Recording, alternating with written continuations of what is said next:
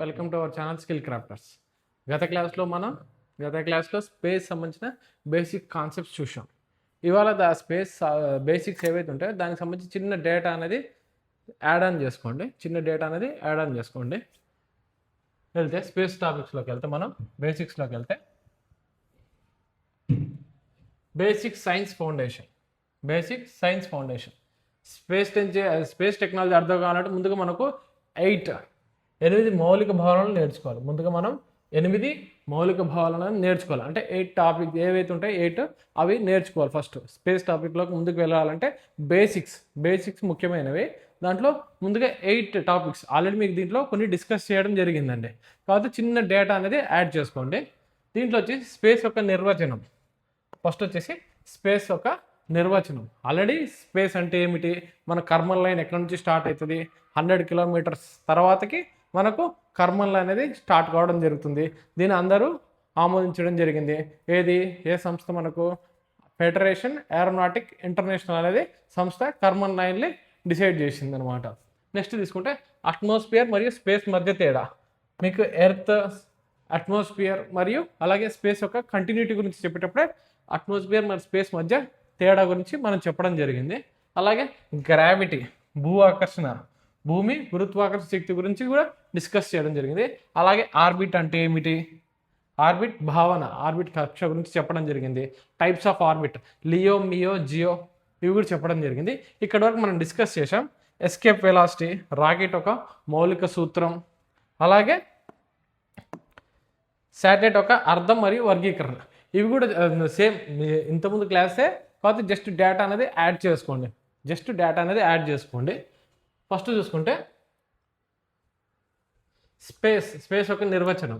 భూమి వాతావరణం పూర్తిగా ముగిసిన తర్వాత ప్రారంభమయ్యే విశాలమైన ఖాళీ ప్రాంతాన్ని స్పేస్ అంటారు. ఇక్కడ చూడండి, భూమి వాతావరణం పూర్తిగా ముగిసిన తర్వాత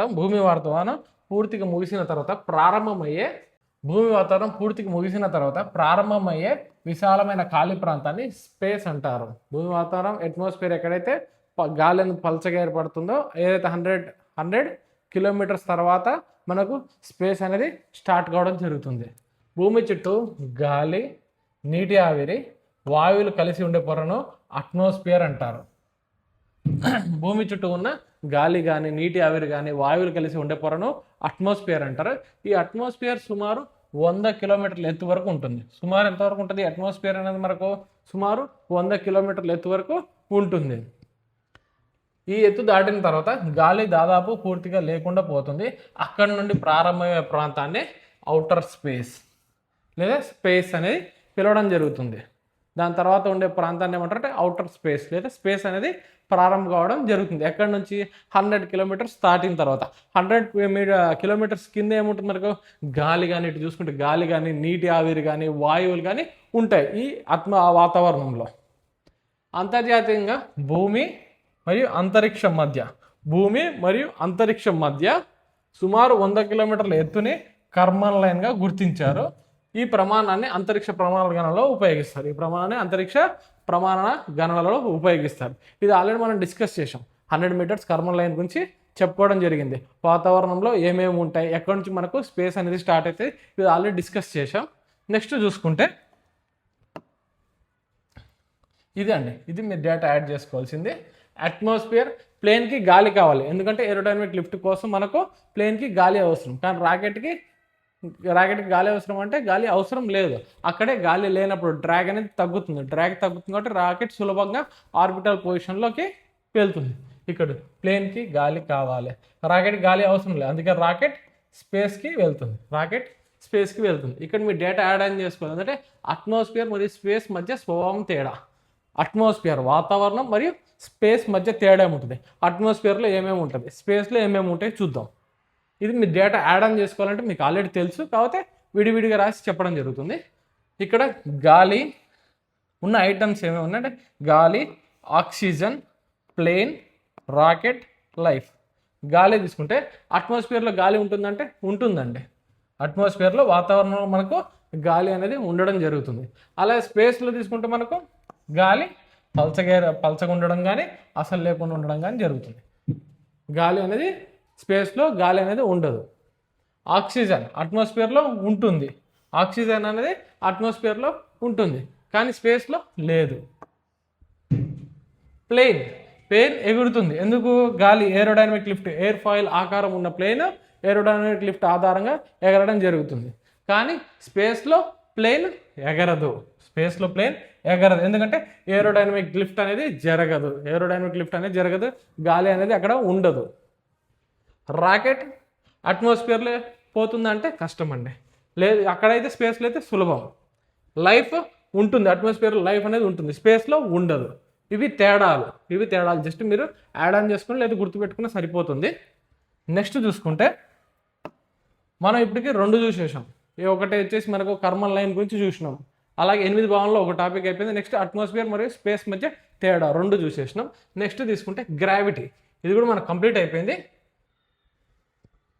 భూమి తన వైపు లాక్కునే వస్తువులను, దేనివల్ల భూమి తన ఏదైనా వస్తువు పైకి వేసినా కానీ బంతిని పైకి వేస్తే భూ ఆకర్షణ శక్తి ఆధారంగా అది కిందికి పడుతుంది. దీన్ని అంటారు గ్రావిటీ అంటారు. ఇక్కడ చూడండి, భూమి తన వైపు వస్తువులను ఆకర్షించే సహజ శక్తిని ఏమంటారంటే ఏదైనా వస్తువుని సహజంగా ఆకర్షిస్తుంది, దాన్ని అంటారు గ్రావిటీ అంటారు. ఈ శక్తి కారణంగా మనం భూమిపై నిలబడగలుగుతున్నాం. భూమి గుండ్రంగా ఉంటుంది, కానీ భూమి మీద మనం కింద పడకుండా ఉంటున్నాం. దేని ఆధారంగా? భూమికి ఉన్న గ్రావిటీ ఆధారంగా, భూమికి ఉన్న గురుత్వాకర్షణ శక్తి వలన. పైకి విసిరిన వస్తువు తిరిగి కిందికి పడుతుంది. నీరు భూమిపై నిలుస్తుంది. వాతావరణం భూమిని వదిలి వెళ్ళిపోలేదు. వెళ్ళిపోతుందంటే వెళ్ళిపోలేదు, ఎందుకంటే భూమికి ఉన్న గురుత్వాకర్షణ మనం నిలబడగలుగుతున్నాం. అలాగే నీరు అనేది భూమి మీద నిలుస్తుంది. దేని ఆధారంగా? భూమికి ఉన్న గురుత్వాకర్షణ శక్తి కారణంగా. ఇక్కడ చూడండి, భూమిపై గ్రావిటీ యొక్క అధికారిక విలువ అంటే భూమికి ఉన్న అధికారిక గ్రావిటీ ఎంత? 9.8 మీటర్ పర్ సెకండ్. మీకు ఇది చెప్పలేదండి. గ్రావిటీ కాడ 9.8 మీటర్ పర్ సెకండ్ స్క్వేర్ అనేది చెప్పలేదు. మీరు గ్రావిటీ కాడ ఏం చేస్తారంటే భూమి గ్రావిటీ యొక్క అధికారిక విలువ వచ్చేసి 9.8 మీటర్ పర్ సెకండ్ స్క్వేర్ అనేది యాడ్ చేసుకోండి. Gravity equal to 9.8 metre per second square అనేది గ్రావిటీ కాడ యాడ్ చేసుకోండి.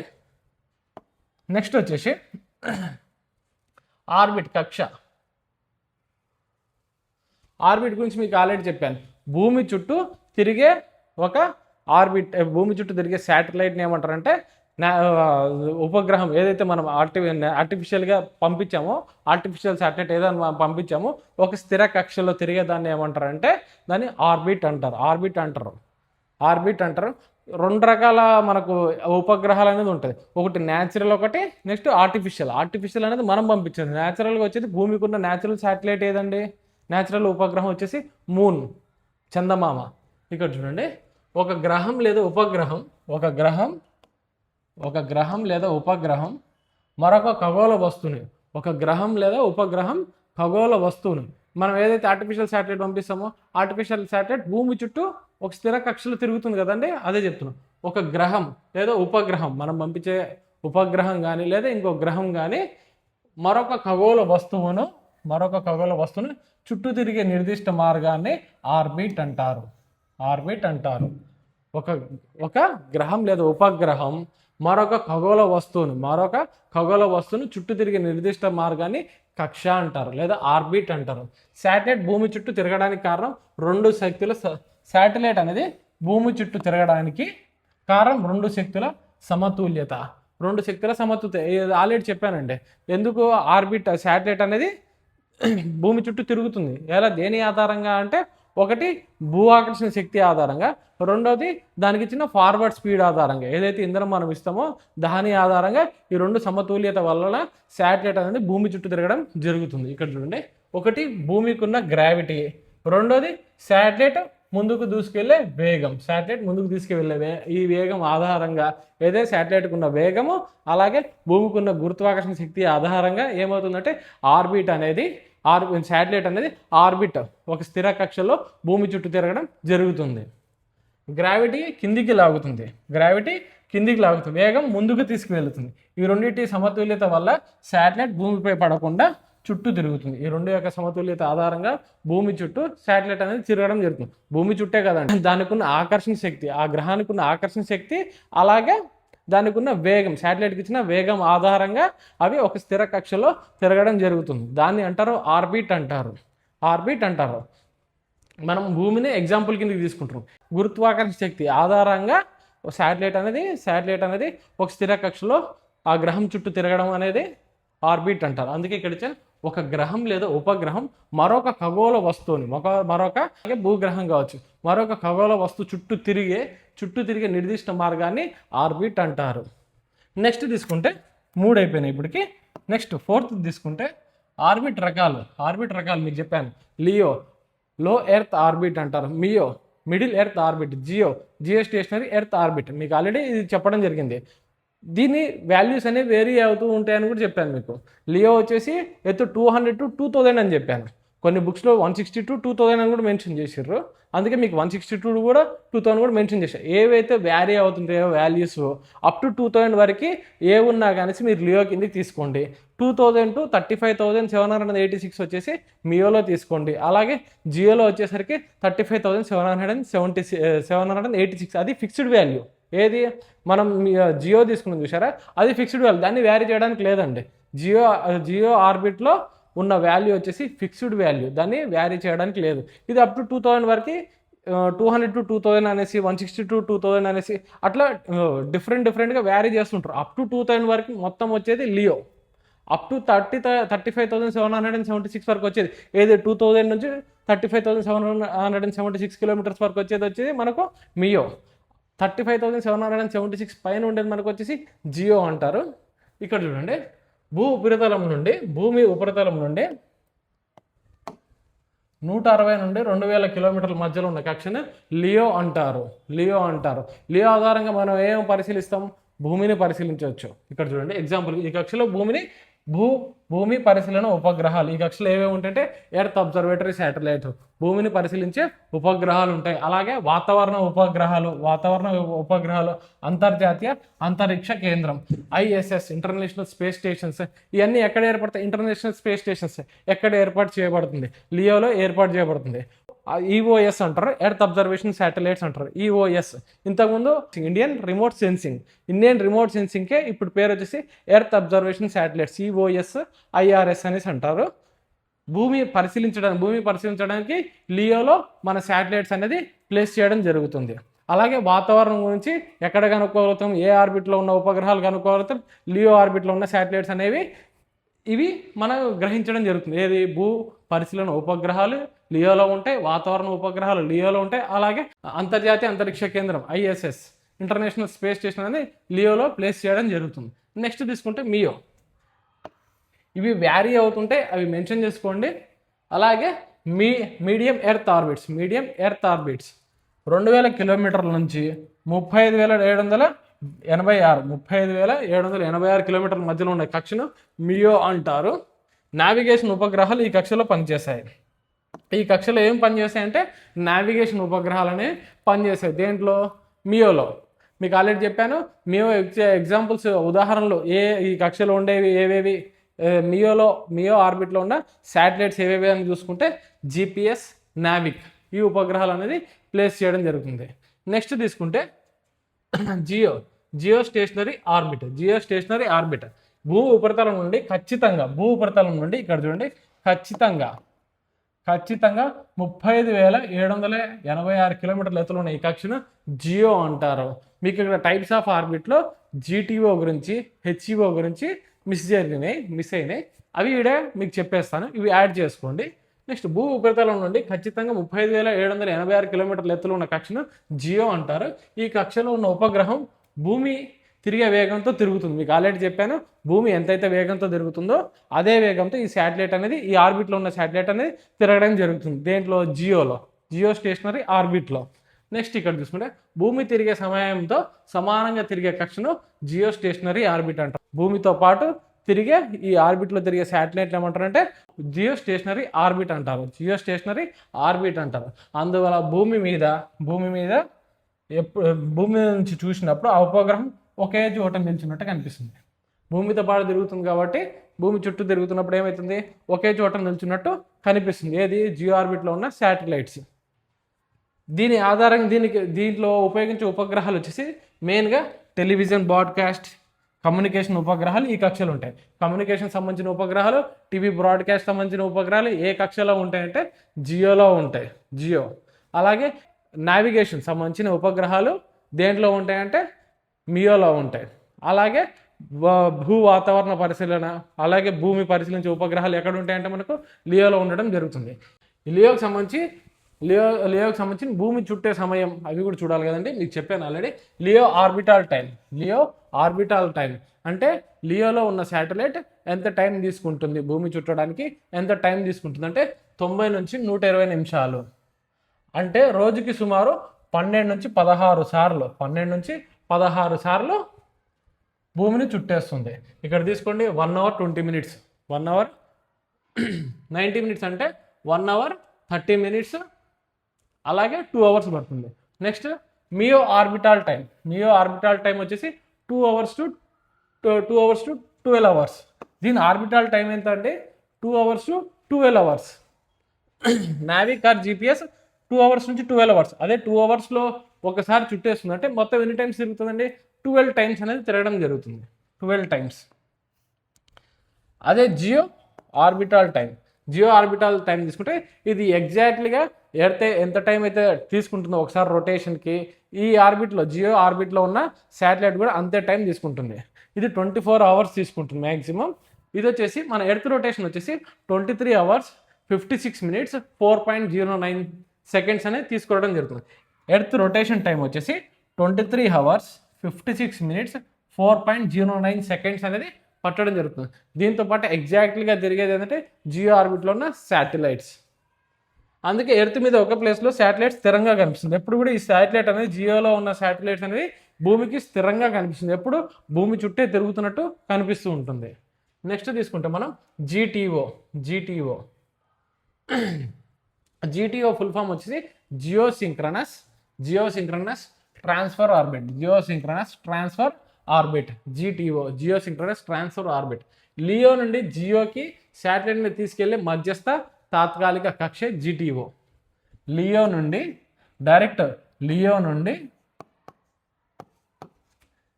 జియోకి శాటిలైట్ తీసుకెళ్లే మధ్యస్థ తాత్కాలిక కక్ష వచ్చేసి జీటీఓ. ఇది టెంపరరీ ఆర్బిట్ అంటే లియోలో ఒక శాటిలైట్ తిరుగుతున్నప్పుడు, లియోలో ఉన్నప్పుడు ఎర్త్ చుట్టూ శాటిలైట్ తిరుగుతున్నప్పుడు ఒక మధ్యస్థ తాత్కాలిక కక్ష వచ్చేసి జీటీఓ అంటారు. మధ్యస్థ తాత్కాలిక వ్యవస్థ జీటీఓ. ఈ జీటీఓలో నుంచి కూడా డైరెక్ట్ తర్వాత వెళ్ళాల్సింది కూడా జియోకే. ఆ జీటీఓ నుంచి జియోకి తీసుకెళ్లేది ఫ్యూయల్ ఆధారంగా జీటీఓ నుంచి జియోకి తీసుకెళ్లడం జరుగుతుంది. జీటీఓ అంటే జియోసింక్రనస్ ట్రాన్స్ఫర్ ఆర్బిట్. ఇక్కడ చూడండి ట్రాన్స్ఫర్ అంటారు, ఇక్కడ నుంచి మారడానికి జియోసింక్రనస్ ట్రాన్స్ఫర్ ఆర్బిట్ అంటారు. ఇది ఒక టెంపరరీ ఆర్బిట్. జీటీఓ అనేది ఒక టెంపరరీ ఆర్బిట్. రాకెట్ శాటిలైట్ని జీటీఓలో వదిలేస్తుంది. శాటిలైట్ ఏదైతే రాకెట్ ఉంటుందో అది జీటీఓలో జియోసింక్రనస్ ట్రాన్స్ఫర్ ఆర్బిట్లో వదిలేస్తుంది. శాటిలైట్ తన ఇంజన్తో జియోలోకి వెళ్తుంది. రాకెట్ వచ్చేసి శాటిలైట్ని జీటీలో వదిలేస్తుంది. రాకెట్ ఎప్పుడైతే జీటీవీలో వదిలేస్తుందో మన శాటిలైట్ను, ఆ శాటిలైట్ తనకున్న ఇంజన్ ఆధారంగా అది జియోలోకి వెళ్ళటం జరుగుతుంది. దాన్నే జియో అంటే జియో స్టేషనరీ ఆర్బిట్లోకి వెళ్తుంది. దేని ఆధారంగా? శాటిలైట్లో ఉన్న ఇంజన్ ఆధారంగా జియోలోకి వెళ్తుంది. ఇక్కడ చూడండి రాకెట్ ఒక ఇంజన్ ఆధారంగా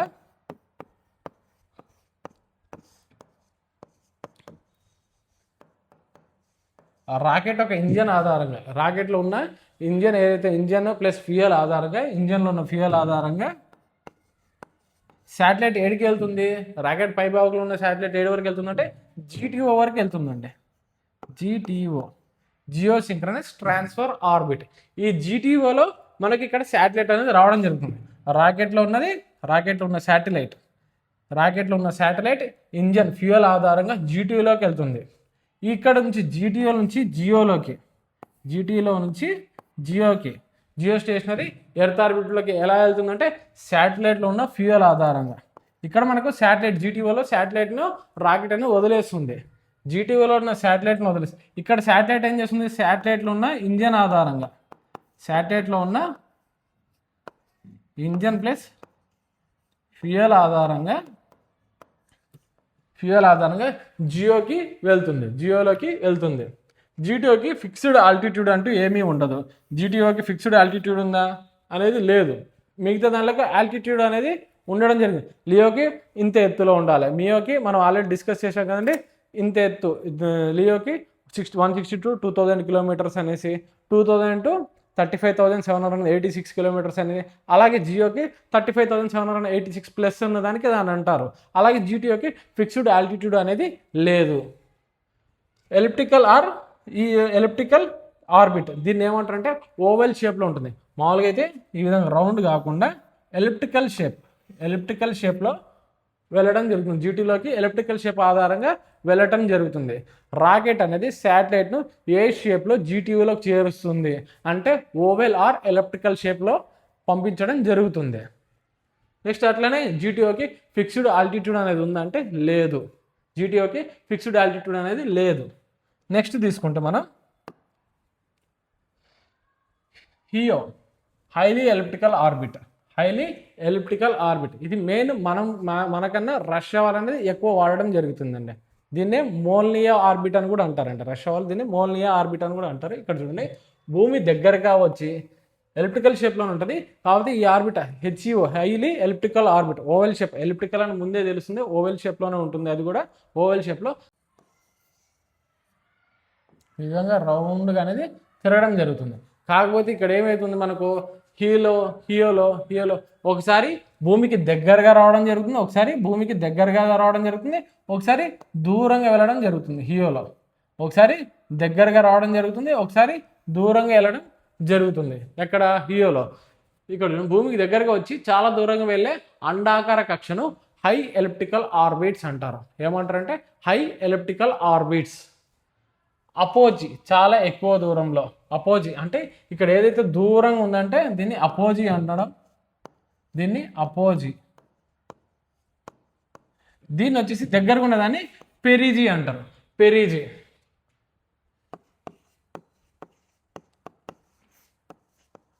దీన్ని పెరిజీ అంటారు. హై ఎలిప్టికల్ ఆర్బిట్లో శాటిలైట్ ఒకసారి భూమికి దగ్గరగా వెళ్తుంది, దాన్ని పెరిజీ అంటారు. దూరంగా వెళ్తుంది, ఈ ఎలిప్టికల్ షేప్లో ఉన్నది కాబట్టి దూరంగా వెళ్ళేదాన్ని అపోజీ అంటారు, దగ్గరకు ఉన్నదాన్ని పెరిజీ అంటారు. ఇక్కడ చూడండి, అపోజీ చాలా ఎక్కువగా పెట్టాను, పెరిజీ చాలా తక్కువ, అంటే దగ్గరికి భూమికి దగ్గరగా రావడానికి పెరిజీ అంటారు, దూరంగా ఉన్నదాన్ని అపోజీ అంటారు. రష్యా వాళ్ళు దీన్ని ఎక్కువగా వాడారు.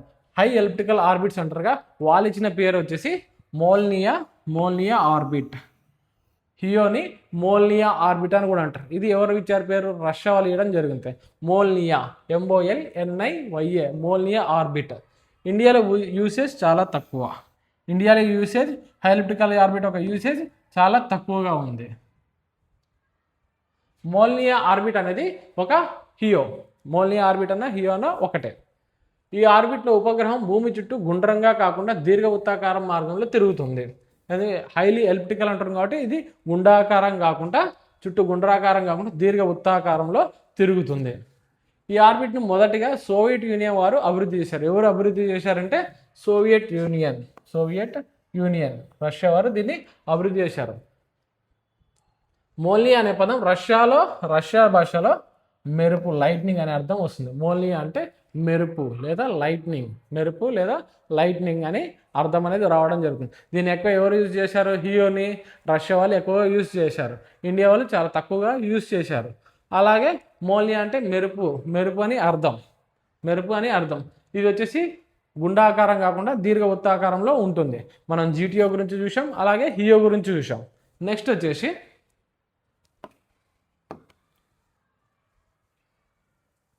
ఇక్కడ ఒక్కొక్క ఆర్బిట్, దాని యొక్క హైట్, దాని యొక్క రొటేషనల్ టైం ఎంత ఉందో ఇక్కడ ఒక్కొక్కటే బ్రీఫ్గా. ఆర్బిట్ వచ్చేసి మనకున్న ఆర్బిట్లో వచ్చేసి లియో ఒకటి, మియో ఒకటి, జీటీఓ, జియో, అలాగే ఇప్పుడు వచ్చిన హియో ఒకటి. లియో లో ఎర్త్ ఆర్బిట్, మియో వచ్చేసి మిడిల్ ఎర్త్ ఆర్బిట్, జియో వచ్చేసి geostationary earth orbit. GTO geosynchronous transfer orbit. హీ వచ్చేసి highly elliptical orbit. Height altitude, జీటీఓకి మనకు ఆల్టిట్యూడ్ ఉందంటే లేదండి, అందుకని వేరియబుల్ అని ఇచ్చాం. హియోకి దీర్ఘ వృత్తాకారంలో తిరుగుతుంది, దానికి ఎటువంటి హైట్ అనేది వేరియబుల్ అవుతుంటుంది అంటే వేరియబుల్ అని ఇచ్చాం, మారుతుంటుంది కాబట్టి వేరియబుల్ అని ఇచ్చాం. అలాగే రొటేషనల్ టైం తీసుకోండి, రొటేషనల్ టైం దానికి టెంపరరీ ఉంటుంది, దీనికి వేరియబుల్గా ఉంటుంది. చూసుకోండి మిగతా అంతా హైట్ 160 to 2000, 2000 to ఇక్కడ తప్పు పడింది, 2000 to 35,786 కిలోమీటర్స్. ఆ పైన ఉండేదాన్ని మొత్తం జియోలోకి వస్తుందండి. అది రొటేషనల్ టైం వచ్చేసి లియో ఆర్బిటల్ టైం వచ్చేసి 90 to 120 minutes. అది ఇక్కడ వచ్చేసి 2 to 12 hours. దీనికి వచ్చేసి 24 hours. నెక్స్ట్ వచ్చేసి ఇది అయిపోయిన తర్వాత నెక్స్ట్ తీసుకుంటే ఎస్కేప్ వెలాసిటీ. భూమి గురుత్వాకర్షణ శక్తి నుంచి మనం బయటపడాలి, భూమి యొక్క గురుత్వాకర్షణ శక్తి నుంచి బయటికి వెళ్ళాలి అంటే దానికి ఎంత ఎస్కేప్ వెలాసిటీ, పారిపోయే వేగం ఎంత ఉండాలి. చూడండి భూమి గురుత్వాకర్షణ శక్తిని పూర్తిగా అధిగమించి అంతరిక్షంలోకి వెళ్ళిపోవడానికి అవసరమైన కనీస వేగాన్ని ఎస్కేప్ వెలాసిటీ అంటారు. భూమి గురుత్వాకర్షణ శక్తిని పూర్తిగా అంతరిక్షంలోకి వెళ్ళిపోవడానికి అవసరమైన కనీస వేగాన్ని ఏమంటారంటే ఎస్కేప్ వెలాసిటీ, పారిపోయే వేగం అంటారు. భూమికి ఎస్కేప్ వెలాసిటీ 11.2 km/s. సుమారు ఎంత ఉండాలంటే 11.2 km/s అనేది ఉండాలి. 11.2 km/s. భూమి యొక్క గురుత్వాకర్షణ శక్తిని పూర్తిగా అంతరిక్షంలోకి వెళ్ళిపోవడానికి మనకు కావాల్సిన పారిపోయే వేగం ఎంత, ఎస్కేప్ వెలాసిటీ ఎంత ఉండాలంటే 11.2 km/s. అదే గంటలోకి చూసుకుంటే 40,320 km/h. ఇక్కడ వచ్చేసి పర్ హవర్ 40,320 km/h అండి. ఇది వచ్చేసి 11.2 km/s. ఈ వేగాన్ని దాటిన వస్తువు తిరిగి భూమి మీద పడదు. ఈ వేగాన్ని దాటిన తర్వాత ఈ వేగంతో ఉంటే భూమి మీద ఆ వస్తువు అనేది కిందికి పడదు. ఎంత వేగం ఉండాలి, 11.2 km/s. ఇదే అడగవచ్చు మ్యాక్సిమం. ఒకవేళ హవర్స్లో ఇస్తే 40,320 km/h. సెకండ్కి ఇంత, మినిట్స్లో మనకు మినిట్స్ అంటే 60 minutes, 60 seconds, 60 × 60 అంటే 11.2 × 60 seconds చేసుకుంటే మనకు 1 minute వస్తుంది. ఇంటూ 60 కొడితే మనకు 40,320 km/h అనేది రావటం జరుగుతుంది. దీన్ని అంటారు ఎస్కేప్ వెలాసిటీ. గ్రావిటీ గురించి చూసినాం, అలాగే ఎస్కేప్ వెలాసిటీ గురించి చూసినాం. నెక్స్ట్ రాకెట్ యొక్క మౌలిక సూత్రం. రాకెట్ తనలోనే ఇంధనం మరియు ఆక్సిజన్ మోసుకెళ్లే వాహనం. మోసుకొని వెళ్ళే వాహనం. గాలి లేకపోయినా పనిచేస్తుంది. రాకెట్ పనిచేసే సూత్రం న్యూటన్ యొక్క 3వ చలన నియమం. Where there is an action there is an equal and opposite reaction అంటారు చూడండి. యాక్షన్ మరి రియాక్షన్, బాల్ కిందికి వేస్తే ఎంతైతే వేగంతో వేస్తే అంతే వేగంతో పైకి. న్యూటన్ థర్డ్ లా నియమం మీద ఆధారపడేది రాకెట్ యొక్క చలన నియమం అన్నమాట. రాకెట్ పనిచేసే సూత్రం వచ్చేసి న్యూటన్ యొక్క 3వ చలన నియమంపై ఆధారపడి ఉంటుంది. వాయువు అధిక వేగంతో కిందికి వెలువడుతుంది, అదే సమయంలో రాకెట్ పైకి తీసుకువెళ్తుంది. అంటే రాకెట్ నుంచి ఏదైతే థ్రస్ట్ వస్తుందో, వాయువు ఏదైతే బయటికి వస్తుందో, ఎంతైతే వేగంతో బయటికి వస్తుందో అంతే వేగంతో పైకి వెళ్తుందండి. ఇక్కడ చూడండి, ఇక్కడ మనం రాకెట్ తీసుకుంటే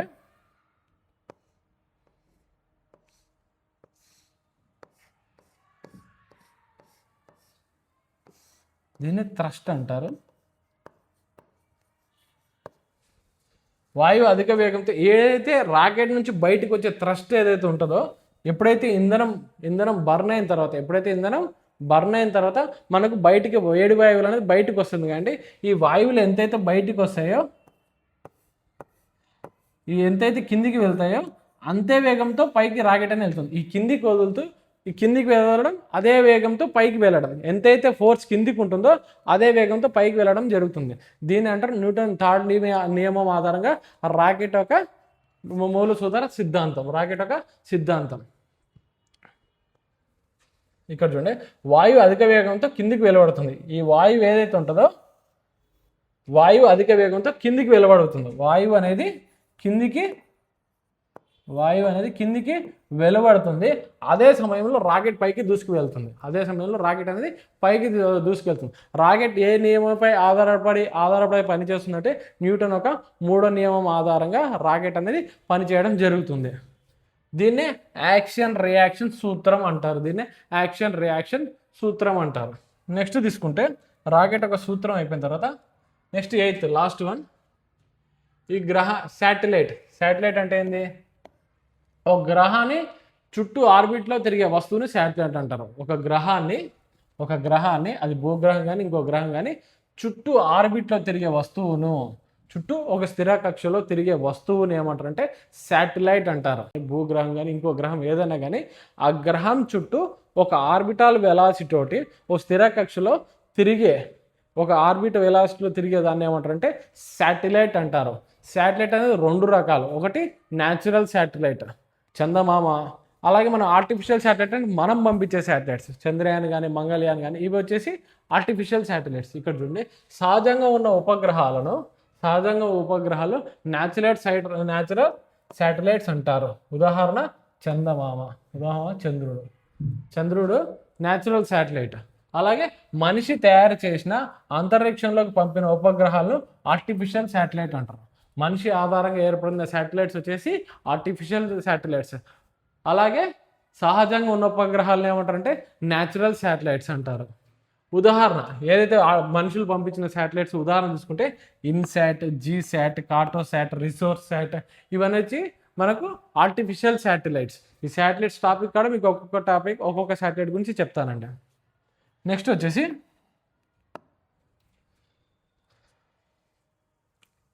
ఇవి స్పేస్ బేసిక్స్ అయిపోయిన తర్వాత మనకు ఏ విధంగా ఇస్రో అనేది ఏర్పడింది, ప్రారంభంలో ఏ విధంగా ఉంది, ఇంకోస్పార్ కింద ఉంది.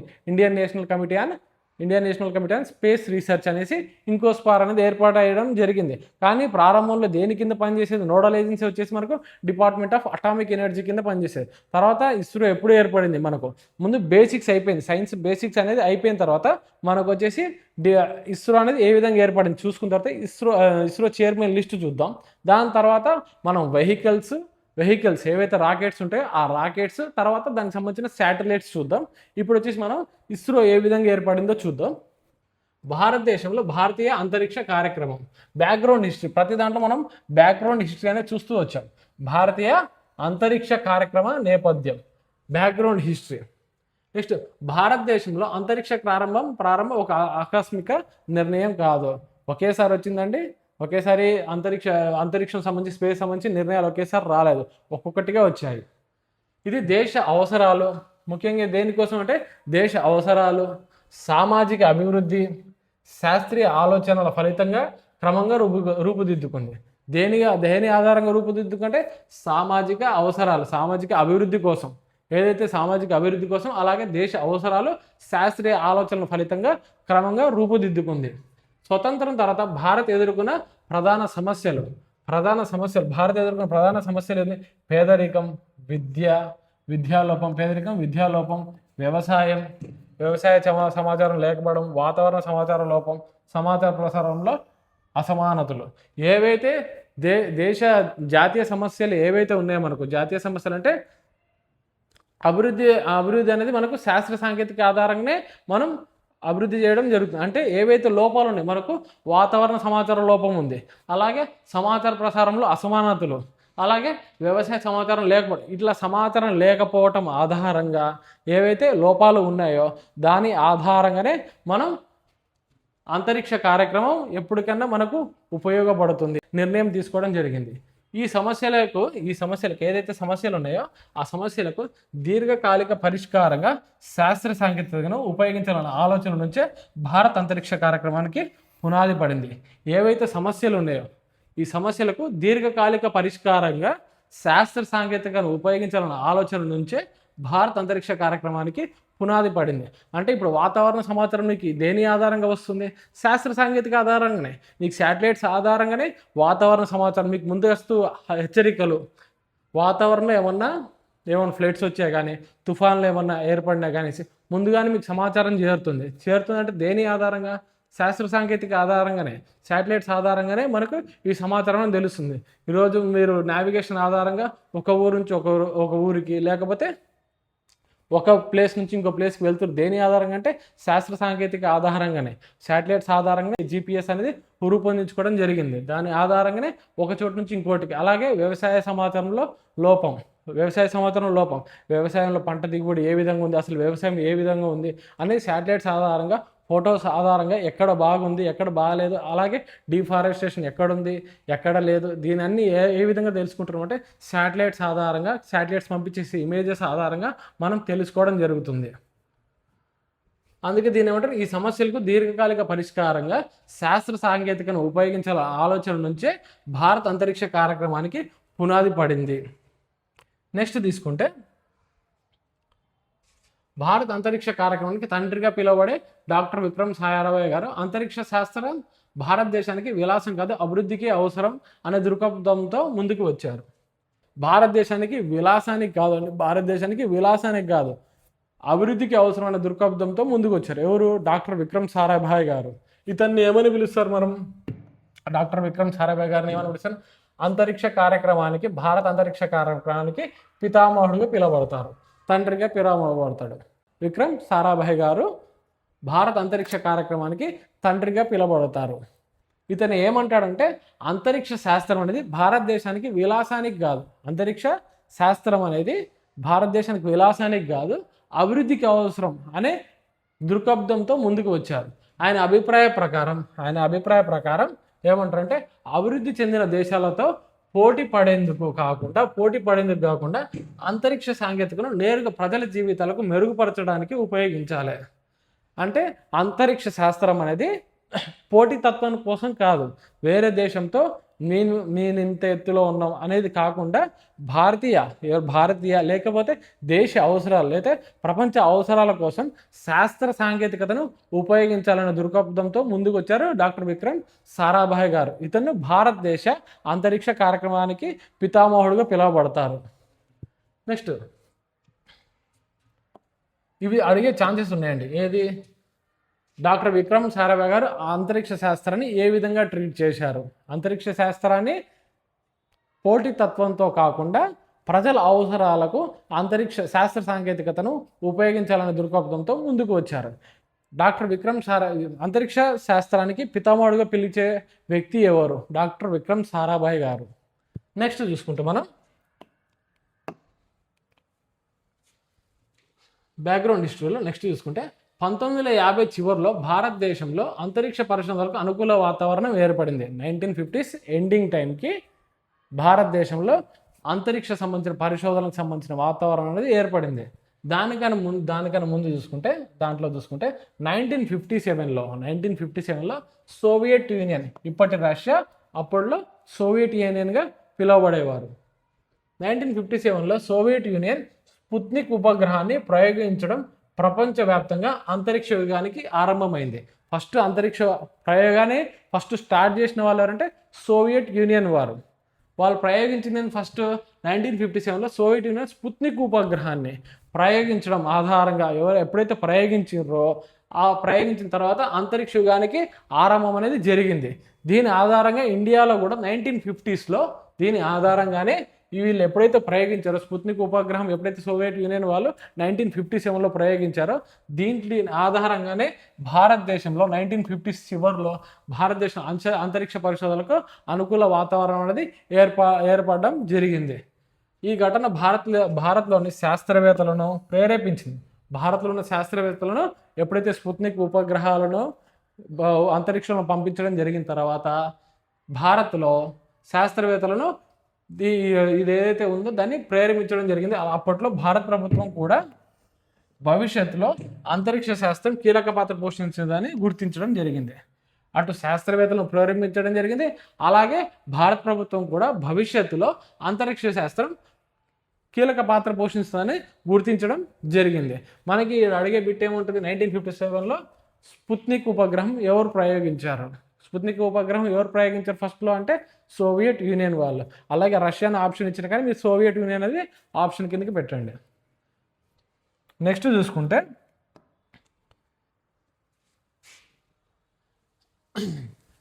మనకు కూడా ఇండియాలో ప్రేరేపించడం, ప్రభుత్వం కూడా దీని మీద దృష్టి పెట్టడం జరిగింది కదండి.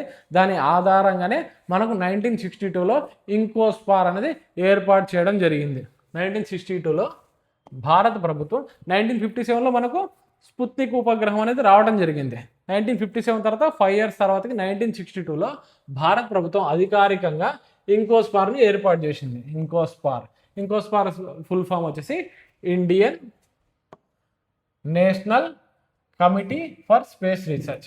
Indian National Committee for Space Research. INCOSPAR వచ్చేసి Indian National Committee for Space Research. ఎప్పుడు ఏర్పాటు చేయడం జరిగింది? 1962లో. దీనికి ఆధారం ఏదంటే 1957లో ఉన్న సోవియట్ యూనియన్ వాళ్ళు ప్రయోగించిన స్పుత్నిక్ ఉపగ్రహం. నెక్స్ట్ తీసుకుంటే ఈ కమిటీ ఏదైతే ఇంకోస్పార్ అన్నారు కదా, Indian National Committee for Space research ఏర్పాటు చేసిన తర్వాత ఈ కమిటీని అణుశక్తి శాఖ, డిపార్ట్మెంట్ ఆఫ్ అటామిక్ ఎనర్జీ ఆధ్వర్యంలో ఏర్పాటు చేశారు. డిపార్ట్మెంట్ ఆఫ్ అటామిక్ ఎనర్జీ ఆధ్వర్యంలో పనిచేసింది ఏంటంటే ఇంకోస్పార్ కమిటీ అనేది. దాని కింద ఇది నోడల్ ఏజెన్సీ అండి. Department of atomic energy nodal agency, దాని కింద పనిచేసేది ఇంకోస్పార్ ఏర్పాటుకు ప్రధాన కారణం భారతదేశంలో అంతరిక్ష పరిశోధనలో ఒక వ్యవస్థబద్ధమైన దిశలో నడిపించటం. ఇంకోస్పార్ ఏర్పాటుకు ప్రధాన కారణం ఏంటంటే అంతరిక్ష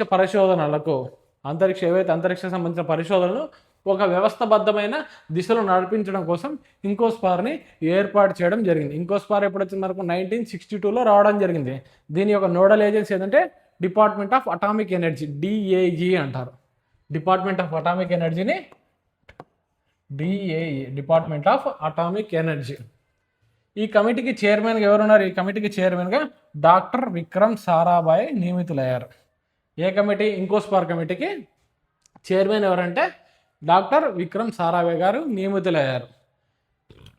ఇంకోస్పార్ ఒక ప్రధాన లక్ష్యం ఉపగ్రహాలు, రాకెట్లు, అంతరిక్ష ప్రయోగాల కోసం మౌలిక సదుపాయాలు అభివృద్ధి చేయటం. అంతరిక్షం సంబంధించి ఏవేవైతే ఉంటాయో దాన్ని క్రియేట్ చేసుకోవడం.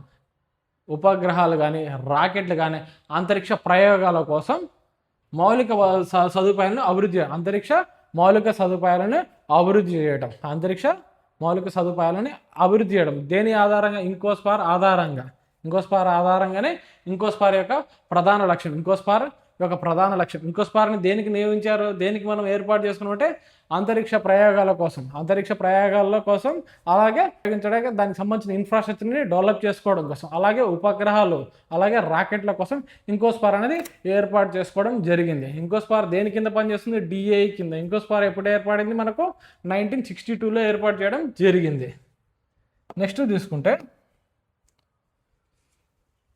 ఇంకోస్పార్ ఏర్పాటైన తర్వాత 1962లో ఇంకోస్పార్ ఏర్పాటైన తర్వాత మొదటి ప్రాధాన్యతగా ప్రయోగ కేంద్రం ఎంపిక జరిగింది. ఎక్కడ ప్రయోగ కేంద్రం ఎంపిక జరిగిందంటే కేరళలోని తుంబాలో.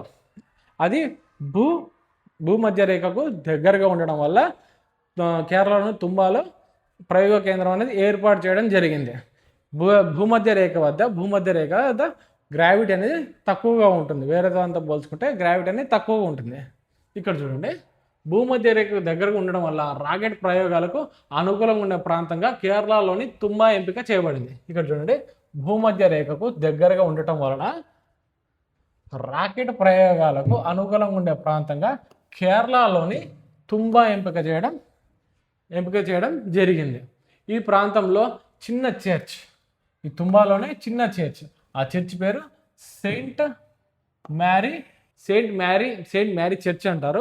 చర్చ్ను తాత్కాలిక రాకెట్ అసెంబ్లీ మరియు ప్రయోగాల కోసం ఉపయోగించారు. రాకెట్ని అసెంబ్లీ చేయడానికి, అలాగే ప్రయోగాల కోసం తుంబాలో ఉన్న రాకెట్ లాంచింగ్ స్టేషన్ అంటారు. తుంబా ఈక్వటోరియల్ లాంచింగ్ స్టేషన్ అంటారు. టెర్ల్స్ అంటారు. తుంబా ఈక్వేటరల్ రాకెట్ లాంచింగ్ స్టేషన్ అనేది ఏర్పాటు చేసుకోవడం జరిగింది. ఎందుకోసం తుంబాలో ఏమేమి ఏర్పాటు చేసుకుంటే ప్రయోగాల కోసం, అలాగే రాకెట్ ఒక అసెంబ్లీల కోసం, రాకెట్ని అసెంబ్లీ చేయడం కోసం, అంటే రాకెట్ని విడివిడి భాగాలు అంతా అసెంబ్లీ చేయడం కోసం తుంబా టెర్ల్స్ అనేది ఏర్పాటు చేసుకోవడం జరిగింది.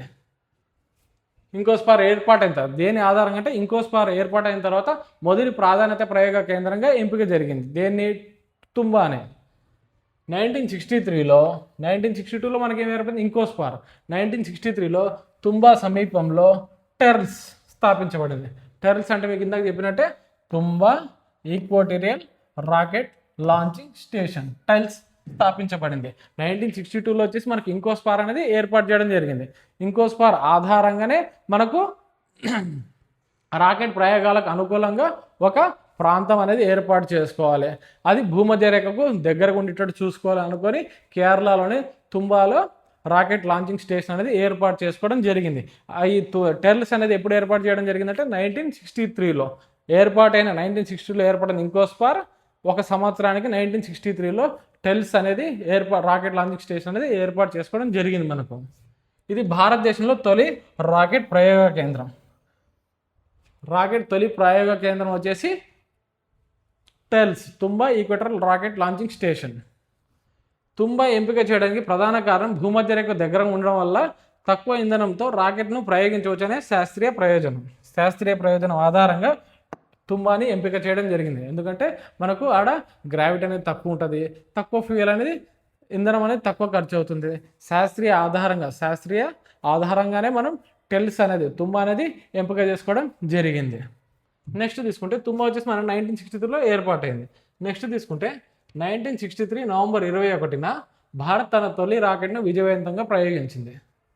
1963 నవంబర్ 21, 1962లో ఇంకోస్పార్, 1963లో తుంబా టెర్ల్స్, 1963 నవంబర్ 21న భారత్ తన తొలి రాకెట్ని విజయవంతంగా ప్రయోగించింది. కానీ ఈ రాకెట్ డిజైన్ చేసింది అమెరికా వాళ్ళండి, కాబట్టి దానికి సంబంధించిన నిర్వహణ చేసింది మాత్రం భారత్. ఇక్కడ చూడండి, ఇది అమెరికా సహకారంతో ప్రయోగించిన చిన్న sounding rocket Nike or Apache. ఈ రాకెట్ పేరు ఏం పేరు? Nike Apache rocket. టెర్ల్స్లో మనం ఇప్పుడు మీకు క్వశ్చన్ అడిగితే భారత్ ప్రయోగించిన తొలి రాకెట్ ఏదంటే నైక్ అపాచీ. ఎవరి సహకారంతో? అమెరికా సహకారంతో. ఎప్పుడు? ఏ సంవత్సరం? 1963 నవంబర్ 21న తొలి రాకెట్ అనేది ప్రయోగించడం జరిగింది. ఈ ప్రయోగం భారత అంతరిక్ష చరిత్రలో తొలి అడుగు ఎప్పుడు పడిందంటే 1963 నవంబర్ 21. ఏ దేశం సహకారంతో అంటే అమెరికా దేశ సహకారంతో. ఆ సమయంలో భారతదేశానికి సొంత రాకెట్ టెక్నాలజీ లేదు. అప్పటికే మనకు టెర్ల్స్ అనేది ఏర్పాటు చేసుకుని సొంత రాకెట్ డిజైన్ అనేది జరగలేదు. అయినప్పటికీ శాస్త్రవేత్తల ప్రయోగ నిర్వహణ అలాగే ట్రాకింగ్, డేటా సేకరణ వంటి కీలక అనుభవాన్ని పొందారు. 1963 నవంబర్ 21న లాంచ్ చేసిన నైక్ అపాచీ రాకెట్ ద్వారా భారత్ ఏం నేర్చుకుందంటే శాస్త్రవేత్తల ప్రయోగ నిర్వహణ ఏ విధంగా మనం గ్రౌండ్ స్టేషన్లో ఏమేమి చూడాలి, ఏ విధంగా స్టేజెస్ విడదీసుకోవాలి, ఏ విధంగా ఆర్బిటాల్లో ప్లేస్ చేయాలి, ఇవనేది ఎప్పుడు నేర్చుకున్నాం అంటే నైక్ అపాచీ రాకెట్ ఆధారంగా భారత్ది కాదండి, అమెరికా ఒక రాకెట్. అది అమెరికా రాకెట్. ఆ సమయంలో భారతదేశం సొంత రాకెట్ టెక్నాలజీ అనేది లేదు. సొంత రాకెట్ టెక్నాలజీ అనేది భారత్కి లేనప్పుడు ఆ రాకెట్ ఎవరిది ఏంటది? అమెరికా వాళ్ళది. ఆ సమయంలో శాస్త్రవేత్తలు ప్రయోగ నిర్వహణ, ట్రాకింగ్, డేటా సేకరణ వంటి కీలక అనుభవాన్ని పొందారు. అంటే దీన్ని నేర్చుకోవడం జరిగింది. మన శాస్త్రవేత్తలు ఫస్ట్ స్టార్టింగ్లో ఏమేమి నేర్చుకున్నారు అంటే శాస్త్రవేత్తల ప్రయోగ నిర్వహణ, ట్రాకింగ్, డేటా సేకరణ వంటి కీలక అనుభవాన్ని పొందారు. రాకెట్ నైక్ అపాచీ అమెరికా సహకారంతో, ఈ రాకెట్ గురించి అమెరికా సహకారంతో డిజైన్ చేశారు. ఇది భారతదేశం తయారు చేసిన రాకెట్ కాదు. రాకెట్ డిజైన్ వచ్చేసి అమెరికా వాళ్ళది. రాకెట్ డిజైన్ చేసింది ఎవరంటే అమెరికా. ప్రయోగ నిర్వహణ ఎవరు చేశారు? భారత శాస్త్రవేత్తలు ప్రయోగ నిర్వహణ చేశారు. దాని ఆధారంగా స్టార్టింగ్లో రాకెట్ టెక్నాలజీ రాదు కదండి. ఫస్ట్ ఏం చేశారంటే దానికి సంబంధించిన నిర్వహణ ఏ విధంగా చేయాలి, రాకెట్ టెక్నాలజీ అప్పటికే భారత్లో లేదు కాబట్టి దానికి సంబంధించిన నిర్వహణ నేర్చుకుంది. దేని ఆధారంగా అంటే నైక్ అపాచీ ఒక సౌండింగ్ రాకెట్ ఆధారంగా నేర్చుకోవడం జరిగింది.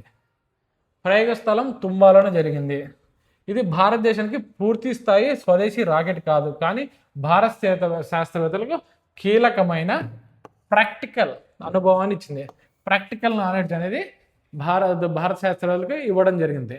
ఇది మనకు టెల్కి సంబంధించింది, నైక్ అపాచీ సంబంధించిన రాకెట్ గురించి.